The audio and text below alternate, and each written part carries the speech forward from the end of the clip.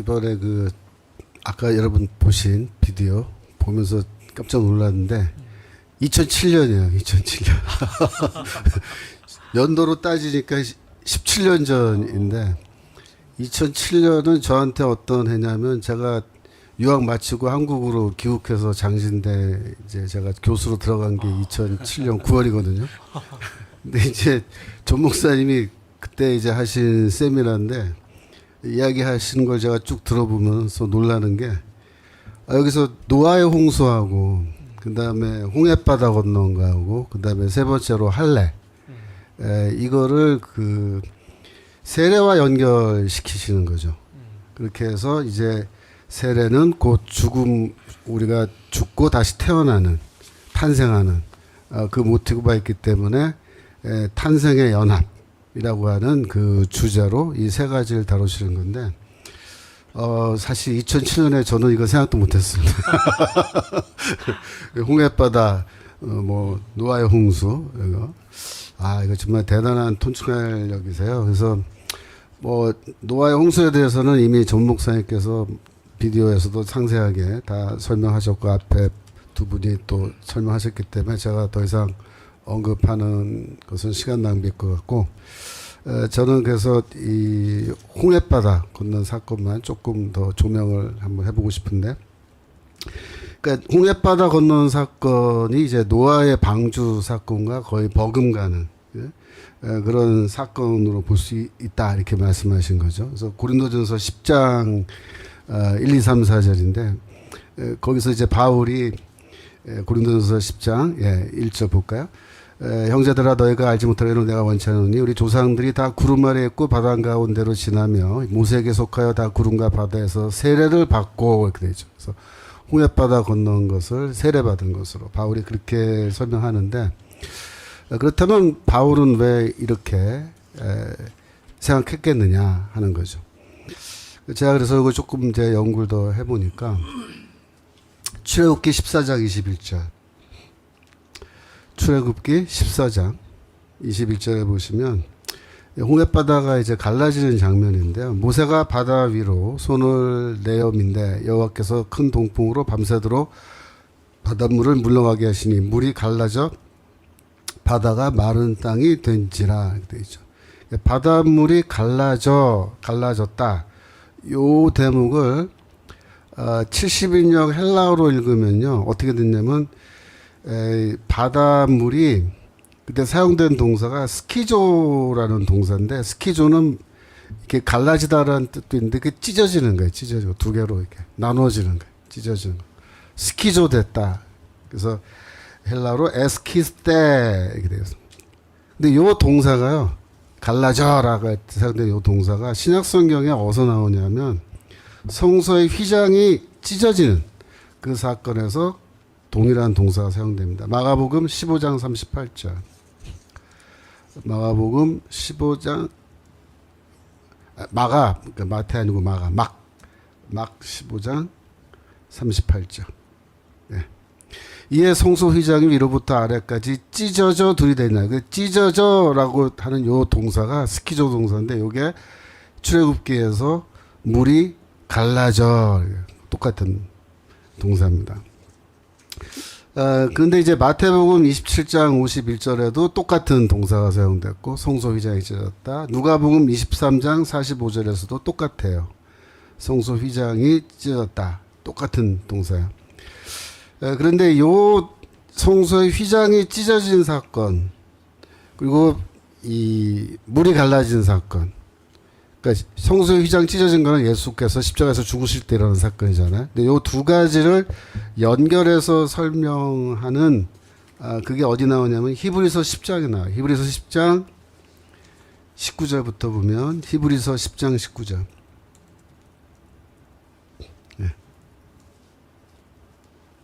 히브리서 10장 19절. 그러므로 형제들아 우리가 예수의 피를 힘입어 성소에 들어갈 담력을 얻었나니 그 다음 절 그 길은 우리를 위하여 휘장 가운데로 열어놓으신 새롭고 산 길이요 휘장은 곧 저의 육체니라. 그래서 휘장이 찢어졌는데 그 휘장이 뭐냐면 성전의 지성소로 들어가는 그 휘장을 말하는 거예요. 지성소로 들어가는 휘장. 그 커튼으로 되어 있거든요. 근데 그 휘장이 찢어짐으로써 우리가 하나님의 성소로 들어갈 수 있는 새로운 길, 생명의 길이 열렸는데 휘장은 곧 그리스도의 육체다 이렇게 말합니다. 십자가에서 그리스도의 육체가 어떻게 됐냐? 쪼개졌다. 쪼개졌다. 예수가 십자가에서 죽으신 사건은 그의 육체가 둘로 쪼개진 것이고 그 쪼개진 사건이 또 성소의 휘장이 쪼개진 것으로 그렇게 상징적으로 얘기가 되고 있고 예수의 죽음을 통하여 새로운 길이 열렸는데 마치 출애굽 때 이스라엘 백성이 물이 두 개로 쪼개져서 그 사이를 지나서 생명을 얻었듯이 그리스도의 십자가 사건이 동일한 의미를 우리에게 준다. 그래서 이 성만찬을 우리가 얘기할 때도 성만찬 때 떡을 이렇게 빵을 쪼개잖아요. 왜 쪼개죠? 그리스도가 십자가에서 그의 몸을 쪼개셔서, 그죠? 죽으셔서 우리에게 산 길을 열어주신 그걸 기념하는 건데 시편 77편 19절. 거기 보시면 시편 77편 19절. 예. 주의 길이 바다에 있었고 주의 첩경이 큰 물에 있었으나 주의 종족을 알 수 없습니다. 주의 백성을 무리양같이 모세와 아론의 손으로 인도하셨나이다. 그래서 하나님이 백성을 생명으로 인도하시는 그 주의 길이 바다에 있었다. 이렇게 얘기하죠. 그래서 여기 보시면 새로 이제 그 번역한 요즘에 많이 쓰는 성경 보면 어떻게 되냐면은 주의 길이 바다에 있었고 주의 고든 길이 큰 물에 있었으니 첩경이라고 번역했는데 첩경이 고든 길을 말한 거예요. 똑바로 된. 그래서 이런 우리가 성경의 말씀을 읽으면은 성경은 예수가 십자가에서 죽으신 것을 뭐에다 비교하냐면 홍해바다가 갈라진 것에 비유하고 그래서 그의 육체가 갈라진 것을 물이 갈라진 것과 비유하기 때문에 바울도 그런 전통을 이미 이해하고 알고 있기 때문에 홍해바다를 건넌 사건을 세례와 연결시킬 수 있었다라고 이렇게 말씀드릴 수 있습니다. 그 다음에 할례 얘기를 좀 하자면은 골로새서 2장 11절. 골로새서 2장 11절. 네, 보시면 2장 11절. 또 그 안에서 너희가 손으로 하지 아니한 할례를 받았느니 곧 육적 몸을 벗는 것이요 그리스도의 할례니라. 그리스도의 할례란 말이 나왔죠. 손으로 하지 않은 유대교의 할례는 손으로 하는 할례지만은 이것은 손으로 한 할례가 아니다. 인간의 손으로 하는 할례가 아니다. 그런 뜻입니다. 근데 그 그리스도 할례가 뭐냐? 12절 너희가 세례로 그리스도와 함께 장사한 바 되고 또 죽은 자들 가운데서 그를 일으키신 하나님의 역사를 믿음으로 말미암아 그 안에서 함께 일으키심을 받았느니라. 이렇게 말하는데 이게 정확하게 뭐야? 탄생의 연합이죠. 그리스도의 죽으심과 부활 그것을 믿는 우리가 받는 세례는 뭐예요? 세례식은 바로 그 그리스도 함께 죽고 우리가 함께 다시 부활하는 다시 태어나는 그 모티브를 그대로 이제 우리가 극적으로 보여주는 그런 예식인 거죠. 그래서 이미 전 목사님께서 로마서 6장에 있는 말씀으로 다 설명하셨기 때문에 여러분들 다 이해하실까요? 세례라는 것은 그리스도와 함께 죽고 함께 장사되고 함께 일어나는 거다. 함께 다시 태어나는 거다. 그렇게 해서 세례라는 것은 우리가 이미 믿음을 복을 믿음으로 경험한 영적인 탄생, 거듭남이죠. 그래서 그 탄생을 우리가 다시 얘기하는 건데, 그래서 이게 굉장히 그 중요한 할례도 영적인 재탄생, 탄생의 연합을 말하는 중요한 구절이 되는 거죠.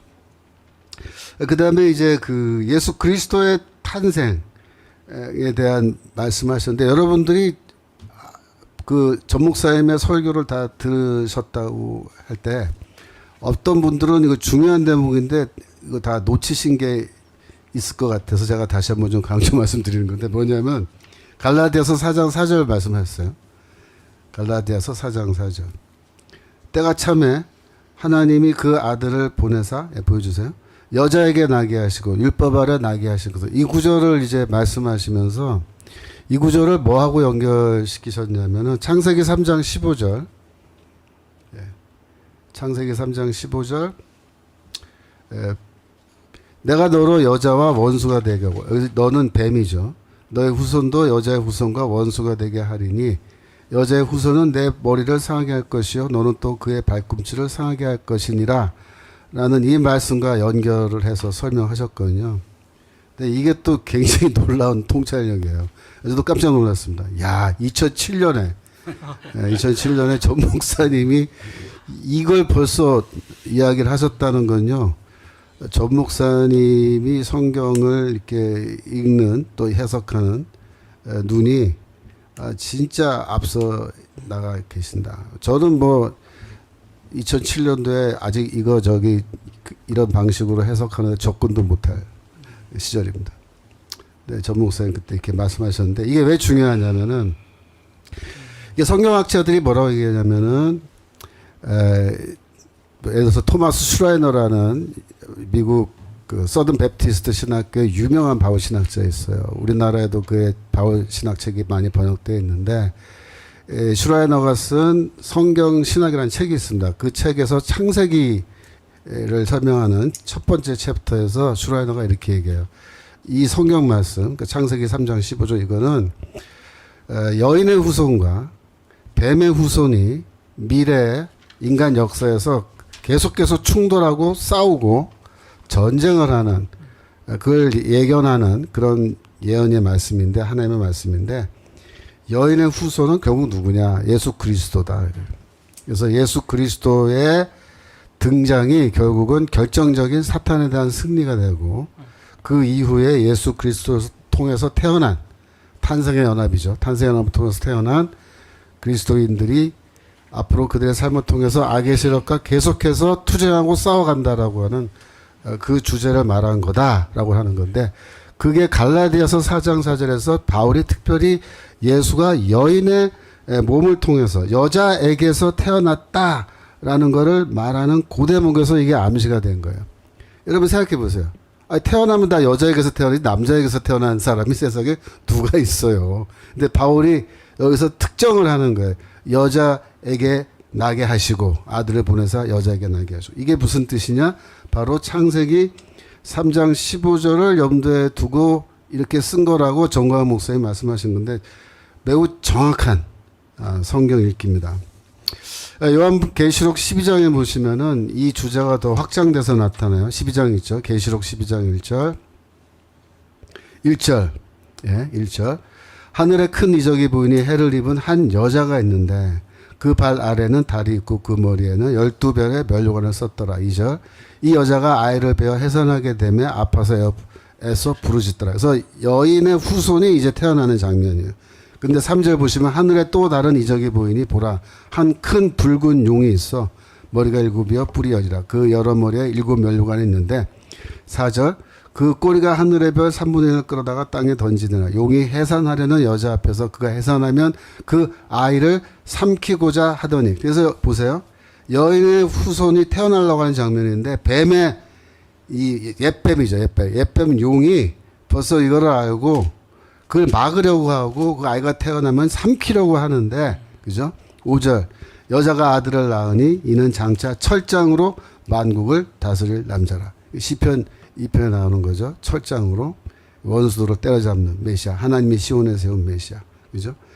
그래서 그 여인에게서 태어난 그 아들, 남자 아들. 그 누구냐? 예수라 이거죠. 그 아이를 하나님과 하나님 앞과 그 보좌 앞으로 올려가더라. 이렇게 해서 이 스토리가 계시록 12장에 나오는 게 창세기 3장 15절에 나오는 뱀의 후손과 여인의 후손이 이제 맞서 싸우는 그 장면을 그대로 보여주는 건데 창세기에서 시작한 주제가 계시록으로 바로 관통해서 나오고 있잖아요. 그죠? 예수께서 말씀하실 때 예를 들면 요한복음 8장 44절. 요한복음 8장 44절. 너희는 너희 아비 마귀에게서 났으니 너희 아비의 욕심을 너희도 행하고자 하느니라. 저는 처음부터 살인한 자여 진리가 그 속에 없으므로 진리에 서지 못하고 거짓말할 때 제 것으로 말하니 이는 저와 거짓말장이여 거짓의 아비가 되었습니다. 그래서 뱀이 속였잖아요. 아담과 하와를 속였잖아요. 거짓의 아비죠. 그런데 안타깝게도 예수 당시에 유대인들은 여인의 후손이 아니고 뱀의 후손이라는 거예요. 마귀의 후손이라는 거예요. 너희 아비는 마귀다. 너희는 마귀 후손이다. 그래서 이 세상에는 그 창세기 그 말씀 이후에 아담과 하와가 추방된 이후에 계속해서 여인의 후손과 그리고 이 뱀의 후손이 계속해서 싸우는데 예수께서 여인의 후손으로 태어나셨을 그 당시에도 하나님의 백성이라고 자처하는 이 유대인들이 사실상 영적으로 보면은 뱀의 후손인 거예요. 뱀의 후손. 그러면 이 사탄의 자녀, 예? 이 사탄의 자녀인 이 사람들이 어떻게 하면은 여인의 후손이 되느냐, 어떻게 하면은 그 소속이 바뀌느냐 이거죠.